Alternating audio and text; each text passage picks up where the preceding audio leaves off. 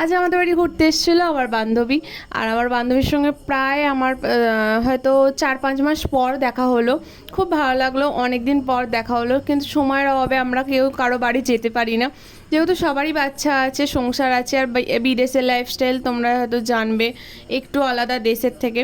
তো সেই কারণে আর কি যাওয়া হয়ে ওঠে না, যে যার হাজব্যান্ড ডিউটি যায়।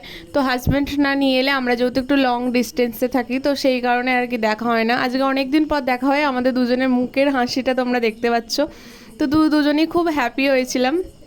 ওকে অনেক দিন ধরে বলছিলাম যে একদিন টাইম করে অবশ্যই এসো, ঘুরে যাও। তো ওরও টাইম হয় না, আমারও টাইম হয়নি যাওয়ার। আর এখানে পুচকাটা দেখতে পাচ্ছ, পাখিটাকে নিয়ে খেলা করছিল। তো তারপর ছাদে আমরা সবাই মিলে একটু উঠে গল্প করছিলাম, যেহেতু এখন গরম পড়ে গেছে, আমাদের এখানে মোটামুটি গরম পড়েছে। তো ছাদেই একটু হাওয়া দিচ্ছিলো, ভালো লাগছিলো। তো তারপরও একটুখানি গল্প করলাম সবাই মিলে করে, আর ওরা বাড়ি বেরোচ্ছে।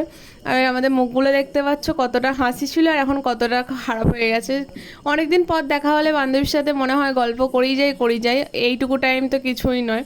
তো চলো, আজকে ব্লগটা এইটুকুই। কেমন লাগলো অবশ্যই জানিও।